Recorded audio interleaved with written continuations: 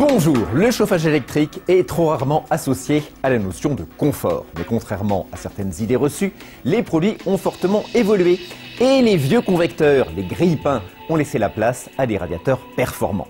Si la recherche a permis de développer des solutions à la pointe du confort moderne, c'est précisément pour répondre aux exigences de confort des utilisateurs.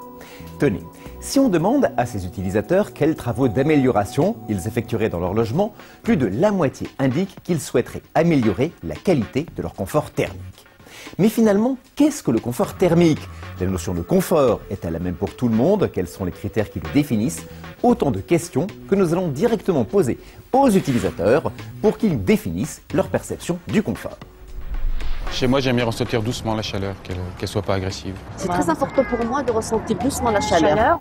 Le premier critère de confort thermique est donc ce que l'on appelle communément la chaleur douce. De quoi s'agit-il? C'est une chaleur émise par rayonnement. On parle de chaleur douce car elle n'agresse pas le corps humain. Au contraire, elle lui procure une chaleur douillette, un effet mohair. Pour obtenir ce type de chaleur, comment les radiateurs électriques doivent-ils être conçus? Parmi les différentes solutions que propose le chauffage électrique, les appareils qui possèdent un film chauffant en façade permettent d'obtenir cette sensation de douceur. Observons leur fonctionnement. Le film chauffant est composé d'un circuit en aluminium disposé sous la façade de l'appareil et il va diffuser un rayonnement homogène. C'est parce que le rayonnement dégagé par le radiateur est comparable à celui qu'émet le corps humain qu'il ne va pas perturber son équilibre et que l'on pourra parler de chaleur douce. En réalité, les conditions pour qu'un radiateur électrique émette une chaleur douce sont au nombre de 3. Tout d'abord, la surface d'émission de chaleur. Plus la surface du radiateur sera importante, plus il sera facile d'émettre une chaleur douce. Deuxièmement, plus le rayonnement se fera à basse température, plus on obtiendra cette sensation de douceur. Enfin, dernière condition, il faudra que l'émission du rayonnement se fasse de façon régulière, quelle que soit la température à l'extérieur. Nous venons de découvrir ce qu'est la chaleur douce, mais quel autre critère de confort est important pour les utilisateurs? Ce que j'attends pour ma famille, c'est un air agréable et sain à respirer. De ne pas avoir la gorge trop sèche, une sensation d'irritation au niveau de la gorge. C'est important pour nous, c'est pas avoir un air trop sec. La qualité de l'air respiré. Pour préserver un air sain, il est primordial que le taux d'humidité relatif de la pièce soit supérieur à 30%, idéalement compris entre 40 et 60%. Mais surtout, il faut aussi éviter la stratification de l'humidité, c'est-à-dire la superposition de couches d'air plus ou moins humides, qui provoque une sensation désagréable. Le chauffage électrique moderne propose des radiateurs avec un corps de chauffe dans lequel circule un fluide caloporteur. Ce fluide transporte la chaleur à travers des collecteurs qui réchauffent la façade. Dans le même temps, l'air chaud va se diffuser naturellement dans la pièce à partir de la sortie d'air située en haut de l'appareil. Pour garantir cette qualité d'air, la température de sortie d'air de l'appareil doit être la plus basse possible. Alors que les anciens grille-pains chauffaient à près de 120 degrés, là nous sommes sur des températures comprises entre 65 et 80 degrés. Conséquence, au contact de l'air ambiant, le mélange air chaud-air froid se réalise parfaitement et la chaleur se diffuse de façon homogène dans la pièce sans former de strates. Simple non? Découvrons maintenant une autre condition de votre confort. J'aime bien une chaleur sans à-coups, une chaleur uniforme. Le fait que la température change trop rapidement, donc entre le froid et le chaud, pour nous c'est un désavantage, un inconvénient. Chez moi, quand j'éteins mon radiateur, j'ai envie de continuer à ressentir la chaleur. C'est ce que l'on appelle la chaleur inertielle. De quoi s'agit-il? Tout simplement, lorsque le radiateur s'éteint, on aime que la chaleur diminue progressivement. En d'autres termes, qu'elle ne tombe pas d'un seul coup. On appréciera particulièrement ce type de chaleur dans les constructions anciennes ou bien mal isolées. Observons un radiateur électrique avec un corps de chauffe en fonte et découvrons de quelle façon il doit être conçu pour émettre une chaleur inertielle.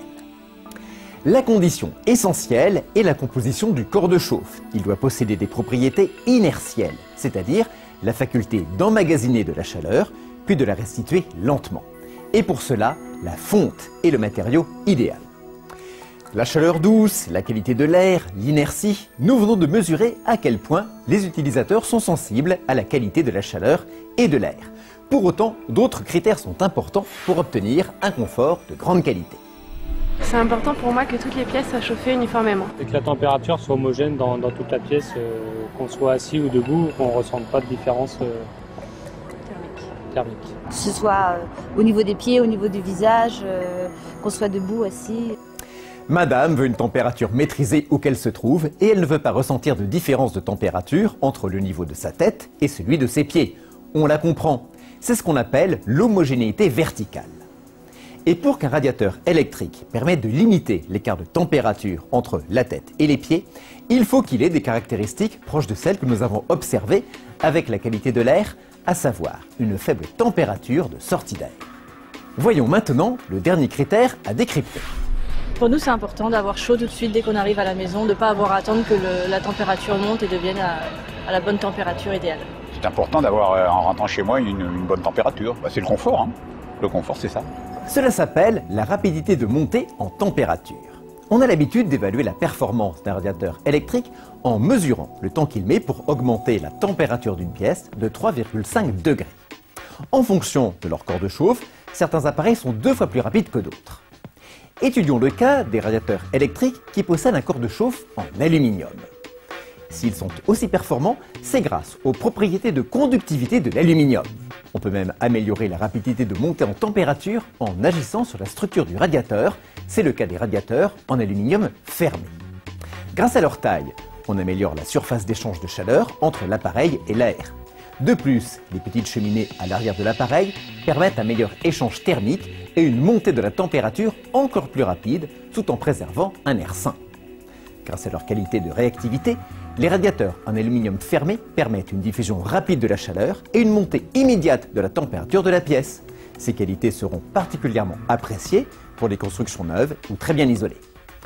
Les critères constitutifs du confort thermique sont donc la qualité de la chaleur et en particulier la sensation d'une chaleur douce et souvent inertielle, la recherche d'un air sain, c'est-à-dire agréable à respirer, et enfin la maîtrise de la température, c'est-à-dire une température qui monte rapidement et qui soit uniforme de la tête aux pieds. Aujourd'hui, le chauffage électrique a considérablement évolué et il constitue une solution simple pour obtenir un excellent confort. Pour chaque type et chaque pièce de l'habitat, il existe des solutions parfaitement adaptées pour plus de bien-être et de douceur. Ainsi, les radiateurs chaleur douce à inertie, comme les modèles avec corps de chauffe en fonte et film chauffant, conviennent à toutes les constructions récentes ou bien isolées, comme anciennes et moins bien isolées. Il en va différemment pour les autres solutions. Par exemple, on proposera prioritairement des radiateurs chaleur douce avec le corps de chauffe réactif en aluminium pour les constructions récentes et bien isolées, et inversement, des radiateurs à inertie pour les logements moins bien isolés. Pour connaître sans tarder la solution qui vous convient, contactez votre installateur. À bientôt!